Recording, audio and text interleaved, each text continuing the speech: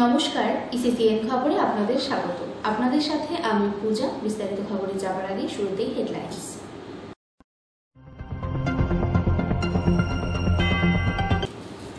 মহারাজা জিতেন্দ্র নারায়ণের জন্ম ও মৃত্যুবার্ষিকী পালন করা হলো কোচবিহার এমজেএন মেডিকেল কলেজ ও হাসপাতালে।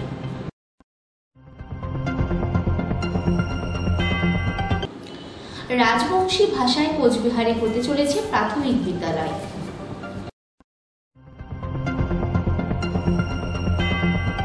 মাথাভাঙা কলেজ সংলগ্ন পেট্রোল পাম্প এলাকায় একটি ট্রাকে আগুন। আসছে বিস্তারিত খবরে। মহারাজা জিতেন্দ্র নারায়ণের জন্ম ও মৃত্যুবার্ষিকী পালন করা হলো কোচবিহার এমজেএন মেডিকেল কলেজ ও হাসপাতালে। উপস্থিত ছিলেন রোগী কল্যাণ সমিতির চেয়ারম্যান পার্থ প্রতিম রায়, হাসপাতাল সুপার রাজীব প্রসাদ সহ হাসপাতালে কর্মরত কর্মীরা। এদিন মহারাজার প্রতিকৃতিতে মাল্যদান সহ পুষ্পার্ঘ্য প্রদান করা হয়। এরপর হাসপাতাল সুপার সাংবাদিকদের মুখোমুখি হয়ে হাসপাতালের স্পাইন অপারেশন সফলভাবে হচ্ছে তা তুলে ধরেন। যে অস্ত্রোপচার হতে 2 থেকে 3 লক্ষ টাকা দরকার, সেই স্পাইন হিপ জয়েন্ট এখন বিনামূল্যে মেডিকেল কলেজ থেকে দেওয়া হচ্ছে। পাশাপাশি নিউরো বিভাগ নিয়েও চেষ্টা চালানো হচ্ছে যত দ্রুত সম্ভব নিউরো বিভাগকে উন্নত করা যায়। সার্জারি হচ্ছে স্টেট ইলনেস ফান্ড বা গভর্নমেন্টের রিসেন্ট যা ফান্ড পেয়েছি সব তরফ থেকে আমাদের যা ইমপ্লান্ট সেটা ইউটিলাইজেশনে আমরা এখন বেস্ট পারফর্মার। নর্থ বেঙ্গলে তো বটেই, এবং কলকাতারও অনেক কলেজ থেকে বেস্ট পারফর্মার। সেটা সম্ভব হয়েছে আমাদের দুবেশ স্যার এখানে এসছেন, ওনার যে টিম আছে ডক্টর শিবাশী, ডক্টর রাজীব, একটা খুব স্ট্রং টিম আছে, সাথে অ্যানেস্থেটিস্টরাও খুব ভালো কোঅপারেট করছে। তো লাস্ট যেটা যে জন্য ডাকা, যে স্পাইন সার্জারি আমাদের সাকসেসফুল হয়েছে। যে স্পাইন সার্জারি বাইরে করতে গেলে প্রায় 2-3 লাখ টাকার ব্যাপার, প্লাস পেশেন্টের যাতায়াত, মানে বাড়ি জমি বিক্রি করে লোকজনদের করতে হতো। সরকারি পরিষেবায় মানে এত উন্নত, সব থেকে প্রান্তিক জেলা আমরা, কিন্তু আমরা সব থেকে ভালো পরিষেবা দিতে পারছি। সেটাই একটু যদি তোমাদের মাধ্যমে কমন পাবলিকের কাছে যায়, তাদের অন্তত উপকারটা অনেক বেশি হবে। ডিটেলসটা আমাদের দুবেশ যে পরিষেবাগুলো পাওয়া দরকার বা যে সমস্ত সার্জারি অপারেশন হওয়া দরকার, ধীরে ধীরে আমরা সেই লক্ষ্যে পৌঁছতে পারছি। এবং এই কোচবিহারই সম্ভব হচ্ছে স্পাইনাল মতো এই অপারেশনগুলোকে সাকসেসফুলি করা। তো আমরা অদূর ভবিষ্যতে আরও বেটার পরিষেবা দিতে পারবো, এবং এই ধরনের অস্ত্রোপচার যেটা একসময় কোচবিহারে অসম্ভব বলে বিষয় ছিল, সেগুলোকে সম্ভব করতে পারছে কোচবিহার মেডিকেল কলেজ হাসপাতাল। এটা আমাদের কাছে বড় প্রাপ্তি। আমরা বাকি বিষয়গুলো থেকে বলছি, কার্ডিও আর নিউরোর এই ধরনের চিকিৎসকদেরও আপনারা খোঁজ করছিলেন, কতটা এগিয়েছে বিষয়টা?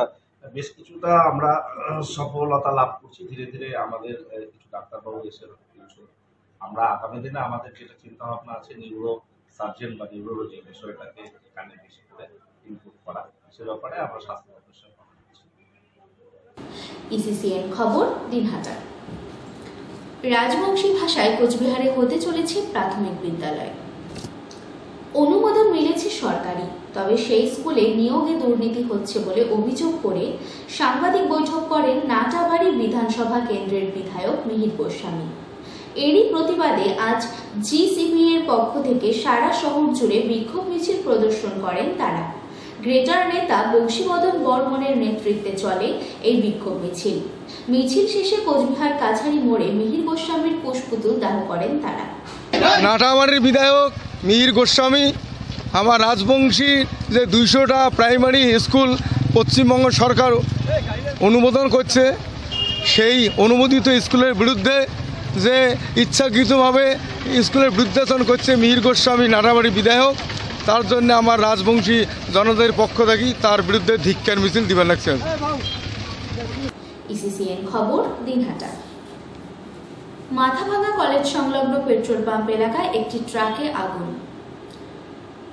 এই আগুনে গুরুতর আহত হন ট্রাকের চালক। খবর পেয়ে ঘটনাস্থলে যান মাথাভাঙা থানার পুলিশ এবং দমকলের 2টি ইঞ্জিন। জানা গেছে, এদিন শিলিগুড়ির দিক থেকে মাথাভাঙার দিকে আসছিল, সেই সময় রাজ্য সড়কে একটি বাসের সাথে ট্রাকে ধাক্কা লাগে, সেখানে ট্রাকের মধ্যে আগুন লেগে যায়। চালককে মাথাভাঙা মহকুমা হাসপাতালে নিয়ে যাওয়া হয়। আমরা একটা বিকট আওয়াজ এখানে শুনতে পারলাম। আমরা সকালবেলা যখন বাড়ি থেকে বেরোই, তখন থেকে এখানে প্রচণ্ড ধোঁয়া উঠছে, এবং এখানটা এসে দেখি যে একটি ট্রাক, সে ট্রাকটি মাথামা থানা আগে যে আইসি ছিলেন সুবল রায়, ওনার বাড়িতে ঢুকে যায়। এবং ঢুকে যাওয়ার পর সেই ট্রাকটির যে ড্রাইভার তিনি প্রচণ্ড যন্ত্রণা চিল্লাচ্ছিল। তৎক্ষণাৎ মাথাভাঙা পৌরসভা ফায়ার ব্রিগেড ছুটে আসেন, ওনারা দ্রুত গতিতে সেই কাজে হাত লাগিয়ে দেন এবং আমরা পাম্পের সিসিটিভি ফুটেজে যেটা দেখতে পারলাম এবং এখানে যে স্টাফ ছিল সেটা বলল যে এই অ্যাক্সিডেন্টটার পিছনে মূল যেটা দায়ী সেটা হচ্ছে এখানে যে বাসটি রয়েছে মাথাভাঙা পাবলিক বাস, সেই বাসটি কোনো কিছু না দেখে ডাইরেক্ট পাম্পে ঢুকে তেল না নিয়ে যখন ওদিকে বের হতে যায় এই বাসটিকে বাঁচাতে গিয়ে ওই গাড়িটি সেই বাড়িতে গিয়ে ঢুকিয়ে দেয়। তো সেই ড্রাইভার বাঁচবে কিনা সেটা আমরা এখন বলতে পারবো না, কিন্তু মাথাভাঙা আমাদের ফায়ার ব্রিগেড খুব দ্রুত গতিতে কাজ করেছে আর সেই ড্রাইভারকে উদ্ধার করা হয়েছে। ট্রাকটিতে আগুন লাগলো কীভাবে? যেহেতু বাড়িতে ঢুকে গিয়েছে ইঞ্জিনে হয়তো বাড়ির সাথে কোথাও একটা সংঘর্ষ হয়েছে আর কি, সেই জন্য সেখান থেকে আগুন লেগে যায় এবং আগুন লাগার কারণেই আমাদের মধ্যে একটা ভয় ছিল, যেহেতু একটা বাড়ির সাথে একজাস্ট বাড়ি, সেখানে একদিন গাড়ি মাল বুঝে গাড়ি ঢুকে গিয়েছে। এত যাই উনি সুস্থ থাক, ভালো থাক, এটাই আশা রাখবো। কিন্তু নিয়ন্ত্রণে আসছে, মোটামুটি নিয়ন্ত্রণে আসছে, কিন্তু এটা আপনাদের মাধ্যমে এটুকু দাবি রাখবো মাথাভাঙা প্রশাসনের কাছে যে যেভাবে পাবলিক বাসগুলো মাথাভাঙায় দ্রুত গতিতে চলছে, কলেজ মোড় থেকে পোস্ট অফিস মোড়, পশ্চিমপাড়া, শনি মন্দির, এই জায়গাটা পুলিশ প্রশাসন যদি কিছুটা নিয়ন্ত্রণে আনতে পারে তাহলে হয়তো অনেক প্রাণ বাঁচবে। এটা মাথাভাঙা প্রশাসনের কাছে আমরা এলাকাবাসী হিসেবে দাবি রাখবো। ইসিসিএন খবর, দিনহাটা। হোমের শৌচাগারে গলায় ফাঁস দিয়ে আত্মঘাতী হল বিচারাধীন নির্যাতিতা নাবালিকা। ঘটনায় ব্যাপক চাঞ্চল্য ছড়িয়েছে শহরে। প্রশ্ন উঠছে হোম কর্তৃপক্ষের ভূমিকা নিয়ে। বুধবার সকালে ঘটনাটি ঘটেছে শিলিগুড়ি পৌর নিগমের 15 নম্বর ওয়ার্ডের হাকিমপাড়ায়। পুলিশ সূত্রে জানা গিয়েছে এদিন সকালে হোমের শৌচাগারে ওই নাবালিকার ঝুলন্ত দেহ উদ্ধার করে হোমের অন্যান্য নাবালিকারা। এরপর খবর দেওয়া হয় কর্তৃপক্ষ ও পুলিশকে। এরপর শিলিগুড়ি থানার পুলিশ ওই নাবালিকার দেহ উদ্ধার করে সুরথান ও ময়না তদন্তের জন্য প্রথমে শিলিগুড়ি জেলা হাসপাতাল ও পরে উত্তরবঙ্গ মেডিকেল কলেজ ও হাসপাতালে পাঠায়। তবে কেন ওই নাবালিকা আত্মহত্যা করল তা নিয়ে ধোঁয়াশায় হোম কর্তৃপক্ষ। শুধু তাই নয়, ওই ঘটনাটি ধামাচাপা দেওয়ার অভিযোগ উঠেছে হোম কর্তৃপক্ষের বিরুদ্ধে। কাল রাত্রে হোমের একটি বাচ্চা যে হ্যাং করেছে, এটাই। তারপরে আপনারা কি করলে আমরা প্রশাসনকে জানিয়েছি এবং আমাদের যা যা লাইন ডিপার্টমেন্ট আছে সবাইকে আমরা জানিয়েছি, আমাদের হেড অফিসকেও জানিয়েছি। এর পরবর্তীতে যা যা করণীয় সেগুলো করা হচ্ছে, এটুকুই আমি বলতে পারছি। আর এর বিষয়ে কিছু বলতে পারছি।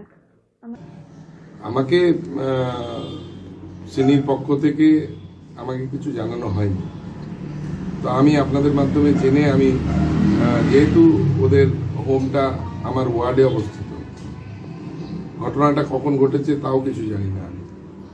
আমি আপনাদের কাছ থেকে জেনে আমি ওদের কর্মকর্তাদের সঙ্গে কথা বলি, আমাদের ওয়ার্ড কমিটির লোকেরা সেখানে যায়, তখন উনি আমাকে তাদের ফোন থেকেই আমার সঙ্গে কথা বলেন, ইনসিডেন্টের কথা আমাকে জানান। তবে আমি এত বড় একটা দুর্ঘটনা হয়েছে সেটা আমি স্থানীয় কাউন্সিলর হিসেবে আমাকে বলা উচিত ছিল, আমাকে কিছু বলেননি।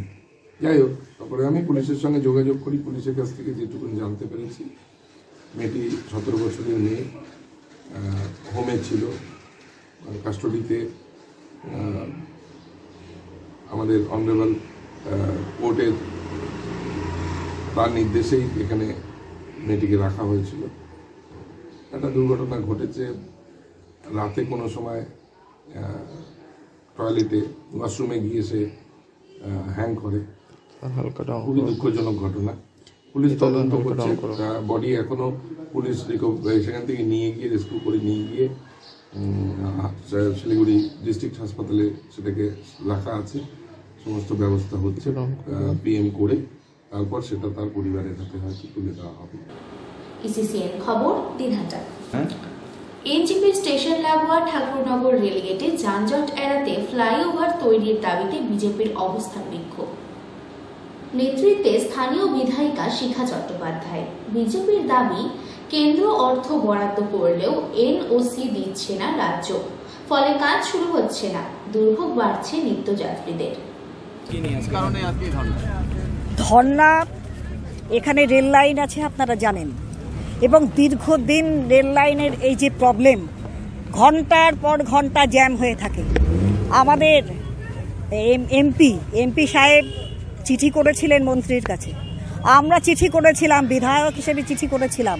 চিঠি করার পর মন্ত্রী আমাদের স্যাংশন করে দিয়েছেন, রেলমন্ত্রী, কেন্দ্রীয় যিনি রেলমন্ত্রী অশ্বিনী বৈষ্ণব মহাশয়, তিনি এইটা স্যাংশন করে শুধু তাই নয় 100% টাকা পর্যন্ত স্যাংশন করে দিয়েছেন, যে শুধুমাত্র এনওসি দেবে রাজ্য সরকার, তাকে কোনো টাকা দিতে হবে না, তাকে কিচ্ছু করতে হবে না। কিন্তু আজকে দীর্ঘদিন অতিক্রান্ত হলো, বিধানসভাতেও আমি এই কথা বলেছি, কোনো লাভ হয়নি। ডিএম এর কাছে 7 থেকে 8 বার ঘুরেছি আমি, এনওসি দেননি, আমি দিতে পারবো না, এখন হবে না, পরে হবে, অন্য দিন আসুন। 7 থেকে 8 বার গেছি, উনি কিন্তু এনওসি দেননি। এবং ওনাকে আমি জিজ্ঞেস করেছিলাম, ম্যাডাম আপনি তো যান এখানে ওই রাস্তা দিয়ে, তাহলে আপনারও তো সেই অসুবিধাটা হয়? উনি কিন্তু অস্বীকার করেননি, উনি বলেছেন হ্যাঁ আমাদের সেই অস্বীকার হয়। কিন্তু আমি বুঝতে পারলাম না কেন উনি অস্বীকার করলেন। এত মানুষের অসুবিধা, দল মত নির্বিশেষে এখানে যাতায়াত করে, শুধু এখানকার মানুষ নয়, বিভিন্ন জেলার মানুষ যাতায়াত করে ইস্টার্ন বাইপাস দিয়ে। আজকে এইখানে একটা ফ্লাইওভার হলে মানুষের কত সুবিধে হয়ে যায়, মানুষের সময় বাঁচে। একটা পেশেন্ট গেলে ওখানে আটকে থাকে, কোনো নেতা মন্ত্রী ওনাদের এলেও তারাও আটকে থাকে, এটা সবাই বুঝতে পারছে। কিন্তু কেন এটা দেয়া হচ্ছে না? এই অঞ্চলটা যেহেতু বিজেপির সেই কারণে, না এখানে বিজেপির এমএলএ আছে বলে সেই কারণে, বিজেপির এমপি আছে বলে সেই কারণে, বিজেপির এমপি আছে বলে এমপির মাধ্যমে আমরা কিন্তু স্যাংশন করিয়ে নিয়ে এসেছিলাম, এমপির কাজ এমপি করেছেন।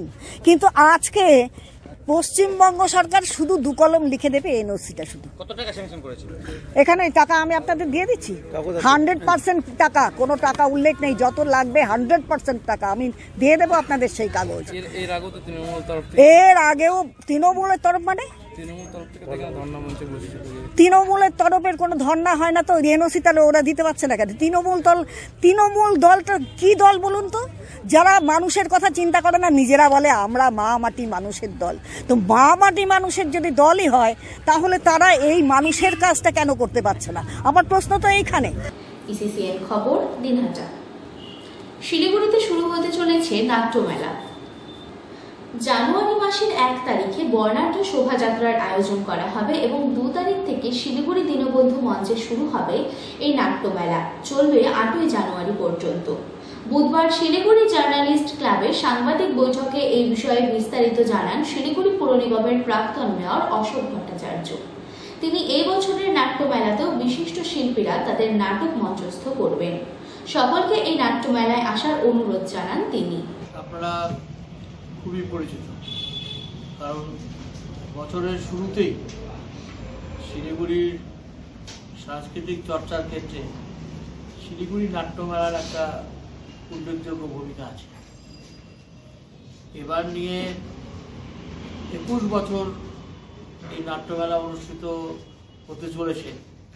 প্রত্যেকবারের মতন এবারও 1 জানুয়ারি নাট্যমেলার জন্য হাঁটো এই কর্মসূচি দিয়ে 2রা জানুয়ারি হচ্ছে প্রথম নাটক মঞ্চস্থ হবে এবং 8ই জানুয়ারি পর্যন্ত এই নাটকগুলো চলবে।